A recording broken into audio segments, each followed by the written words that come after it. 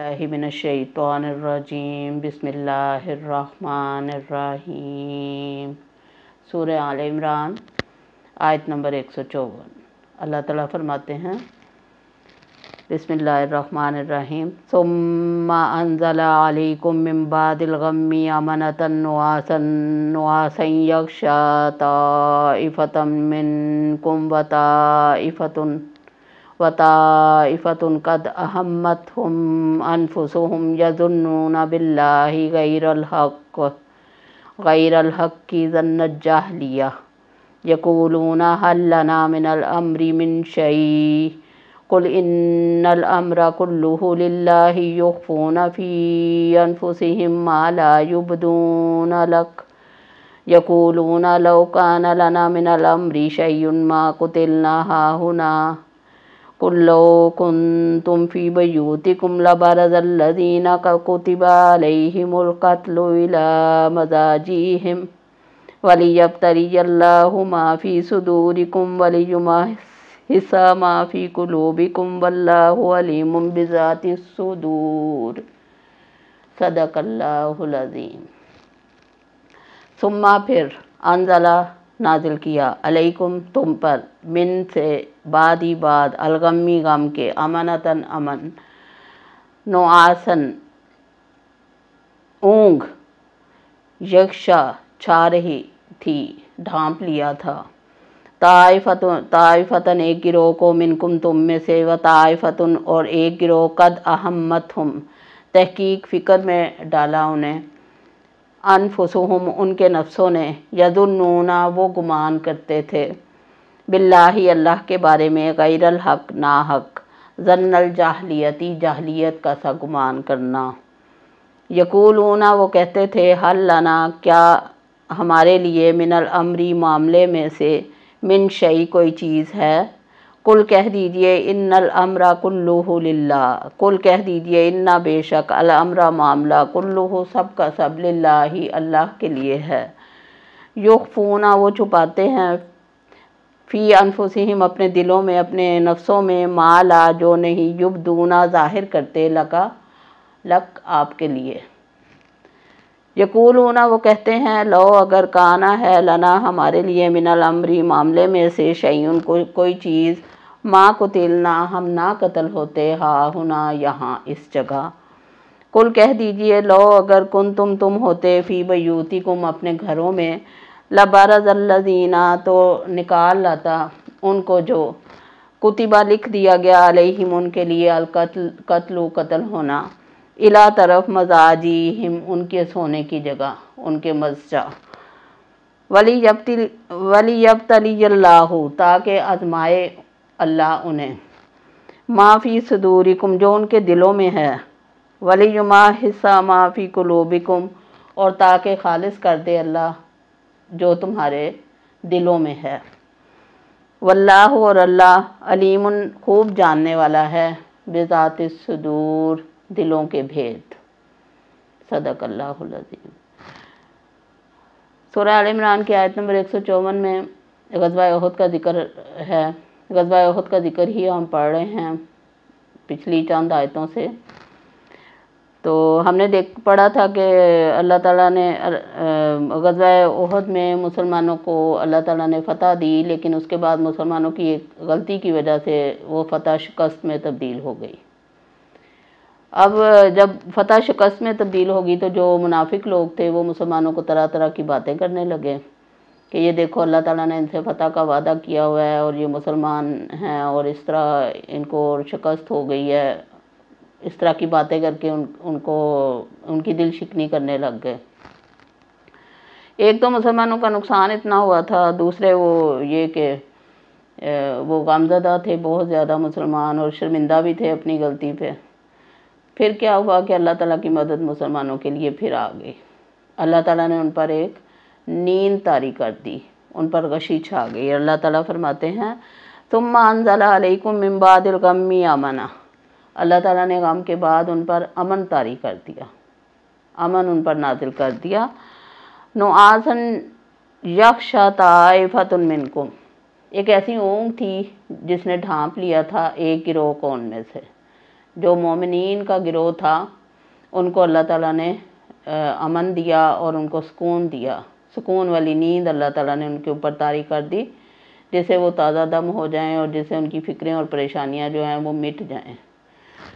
پھر فرمایا وَطَائِفَةٌ قَدْ أَهَمَّتْهُمْ أَنفُسُهُمْ، تو ایک گروہ ایسا تھا جو مستقبل کے بارے میں جو پریشانی میں مبتلا ہو گیا تھا، اللہ تعالیٰ نے انہیں فکر میں ڈال دیا تھا دوسرے گروہ کو۔ وہ گروہ کون سا تھا؟ وہ جو نو مسلم تھے یا منافق تھے۔ منافقین اکثر کو تو عبداللہ بن ابی لے کے الگ ہو گیا تھا راستے میں ہی، لیکن جو بچے کچے تھے، جو شکست کے خوف میں مبتلا تھے، ان لوگوں کے دلوں میں اللہ تعالیٰ نے فکر ڈال دی تھی، ان کو نیند نہیں آئی تھی، وہ جو مومنین کو آئی تھی۔ تو وہ کیا کر رہے تھے؟ دوسرا گروہ کیا کر رہا تھا؟ یظنون باللہ غیر الحق، اللہ تعالیٰ کے بارے میں طرح طرح کے ناحق گمان کر رہے تھے کہ اللہ تعالیٰ نے تو فتح کا وعدہ کیا تھا، تو اب شکست ہو گئی ہے اور اب پتہ نہیں آگے کیا ہوگا۔ ظن الجاہلیہ، جاہلیت کا سا گمان کر رہے تھے، جیسے جاہل لوگ گمان کرتے تھے، یا جیسے اسلام لانے سے پہلے ان کا عقیدہ پختہ نہیں تھا، اس طرح کے وہ گمان کر رہے تھے اللہ تعالیٰ کے بارے میں، نعوذ باللہ۔ یقولون ھل لنا من الامر من شیء، اور وہ کہہ رہے تھے کہ کیا معاملے میں ہمارا کوئی اختیار ہے، کیا ہمیں کوئی اختیار دیا گیا ہے۔ ہوا یہ تھا کہ جب وہ جنگ کے لیے جا رہے تھے تو کچھ لوگوں نے رائے دی تھی کہ ہم مدینہ کے اندر رہ کے ہی جنگ کریں گے، لیکن اکثریت نے پھر کہا تھا کہ نہیں، باہر جا کے لڑنا بہتر ہے۔ تو اب جن لوگوں کی بات نہیں مانی گئی تھی وہ یہ سوال کر رہے تھے کہ کیا ہمارا بھی کوئی اختیار ہے اس معاملے میں جو کچھ بھی ہو رہا ہے، یا صرف اس میں ان لوگوں کی ہی مرضی چلے گی۔ تو اللہ تعالیٰ نے فرمایا، وہ اللہ تعالیٰ کے بارے میں ناحق گمان کر رہے تھے، جاہلیت کے سے گمان کر رہے تھے، اور وہ کہہ رہے تھے کہ کیا ہمارا بھی اس معاملے میں کوئی حصہ ہے، کوئی اختیار ہے۔ قل ان الامر کلہ للہ، تو اے نبی صلی اللہ علیہ وآلہ وسلم آپ ان سے کہہ دیجئے کہ معاملہ تو سارے کا سارا اللہ ہی کا ہے، اختیار تو سارے کا سارا اللہ ہی کا ہے۔ مسلمانوں کا تو یہ پختہ عقیدہ ہے کہ جو بھی ہوتا ہے اللہ کے حکم سے ہوتا ہے۔ ہو سکتا ہے کوئی چیز تمہیں بری لگے اور وہ تمہارے حق میں اچھی ہو، اور ہو سکتا ہے کوئی چیز تمہیں اچھی لگے اور وہ تمہارے حق میں بری ہو۔ تو معاملے کا، تقدیر کا معاملہ جو ہے وہ اللہ کے اختیار میں ہے۔ ایک مومن کا تقدیر پہ پختہ ایمان ہوتا ہے۔ تو اللہ پر ایمان، فرشتوں پر ایمان، رسولوں پر ایمان، کتابوں پر ایمان اور یوم آخرت پر ایمان، اس کے ساتھ ساتھ ہمارا تقدیر کے اچھے یا برے ہونے پر بھی کہ یہ اللہ ہی کی طرف سے ہوتی ہے، مسلمانوں کا اس پر پورا پختہ یقین ہوتا ہے۔ تو اللہ تعالیٰ نے نبی پاک صلی اللہ علیہ وسلم سے فرمایا کہ ان کو بتا دیجئے کہ معاملے کا اختیار تو کل کا کل، پورے کا پورا اللہ ہی کے پاس ہے، اور حقیقت بھی یہی ہے۔ یخفون فی انفسہم ما لا یبدون لک، وہ اپنے دلوں میں چھپا رہے تھے ایسی باتیں جو جاہلیت کی سی باتیں تھیں، جو ان کے دلوں میں کوڑ تھا یا ان کے دلوں میں منافقت تھی، وہ اسے چھپا رہے تھے اور نبی پاک صلی اللہ علیہ وآلہ وسلم کے سامنے ان کو ظاہر نہیں کر رہے تھے، جبکہ اللہ تعالیٰ نے اس موقع پر پھر وہ ظاہر کر دیا، کھرا اور کھوٹا الگ الگ کر کے دکھا دیا۔ جو سچے پکے مومن تھے وہ بھی ظاہر ہو گئے، اور جو منافق تھے وہ بھی اس موقع پہ ظاہر ہو گئے تھے جب مشکل کا وقت آیا تھا۔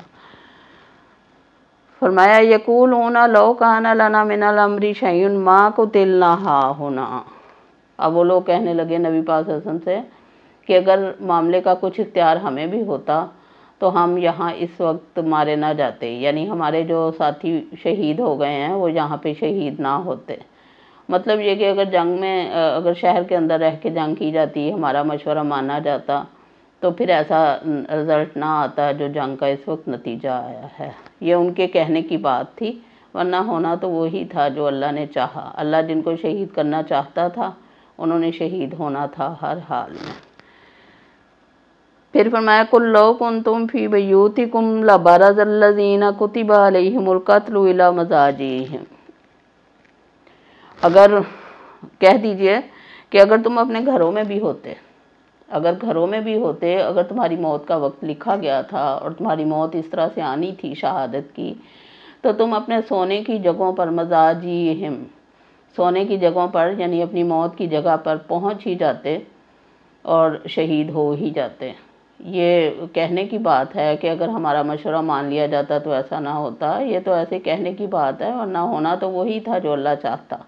اور اللہ تعالیٰ نے فرمایا کہ اگر تم ان سے کہہ دیجئے کہ اگر تم اپنے گھروں میں بھی ہوتے تو اللہ تعالیٰ تمہیں وہاں لے آتا تمہاری قتل گاہوں کی طرف جہاں تم نے شہید ہونا تھا۔ وَلِيَبْتَلِيَ اللَّهُ مَا فِي صُدُورِكُمْ، تاکہ اللہ ان منافقین کے دلوں میں جو ہے ان کو آزما لے۔ یہ معاملہ سارا اس لیے ہوا تھا کہ تاکہ اللہ تعالیٰ ان کو آزما لے جو منافق تھے۔ وَلِيُمَحِّصَ مَا فِي قُلُوبِكُمْ، اور اللہ تعالیٰ خالص کر دے مومنین کے دلوں میں جو کچھ ہے اس کو، کیونکہ انسان مشکلات سے نکل کے ہی سیکھتا ہے۔ تو مومنوں کو، مسلمانوں کو بھی اس موقع پہ بڑے سبق ملے تھے، اطاعت الہی، اطاعت رسول صلی اللہ علیہ وآلہ وسلم کا سبق ملا تھا، اور جماعت بندی اور ایک امام کی پیروی کرنے کا، اور پھر یہ کہ اللہ تعالیٰ پہ بھروسہ کرنے کا، یہ اللہ تعالیٰ نے ان کو سبق سکھائے تھے۔ تو اللہ تعالیٰ نے فرمایا تاکہ اللہ تعالیٰ ان کے دلوں کو خالص کر دے، مومنین کے دلوں کو، ایک تو منافقوں کی پہچان کر دے اور دوسرے مومنوں کے دلوں کو خالص کر دے اسلام کے لیے اور حق کے لیے اور اللہ پر بھروسے کے لیے۔ واللہ علیم بذات الصدور، اور اللہ تعالیٰ خوب جاننے والا ہے دلوں کے رازوں کو، دلوں کے بھیدوں کو۔ اس پر ایک مومن کا پختہ ایمان ہونا چاہیے کہ جو کچھ بھی ہوتا ہے وہ اللہ کے حکم سے ہوتا ہے، اور اللہ تعالیٰ ہر انسان کے دلوں کے راز تک جانتا ہے۔ اس آیت سے ہمیں یہی سبق ملتا ہے کہ ہمیں اللہ تعالیٰ پہ پورا پکا یقین رکھنا ہے، اللہ پہ بھروسہ رکھنا ہے۔ ہماری ہر حرکت سے، ہماری ہر بات سے یہ بات مترشح ہو جانی چاہیے کہ ہمیں ایک اللہ کے ہونے پر یقین ہے، اور اس اللہ سے ملنے کا ہمیں یقین ہے، اور ہمیں اللہ کے بارے میں ہمیشہ اچھا گمان رکھنا چاہیے۔ وہ جو کرتا ہے وہ ہمارے لیے بہتر ہوتا ہے۔ ہم جو سوچتے ہیں اپنے لیے، اس سے زیادہ اللہ تعالیٰ کو ہماری فکر ہوتی ہے، اور اللہ تعالیٰ ہمارے لیے بہترین سوچتا ہے۔ ہم سوچتے ہیں کہ ہمیں یہ چیز مل جائے وہ ہمارے حق میں اچھی ہے، لیکن اللہ تعالیٰ وہ کرتا ہے جو ہمارے حق میں بہترین ہوتا ہے۔ اس پہ ہمارا یقین ہونا چاہیے۔ بظاہر چاہے ہمیں اس میں نقصان ہی نظر آ رہا ہو، لیکن اللہ کسی کے ساتھ کبھی برا نہیں کرتا، خاص طور پر ان مومنین کے ساتھ جو اللہ پہ بھروسہ رکھتے ہیں، اس سے مدد مانگتے ہیں اور اسی پر کامل یقین رکھتے ہیں۔ اللہ تعالیٰ ہم سب کو توفیق دے، آمین۔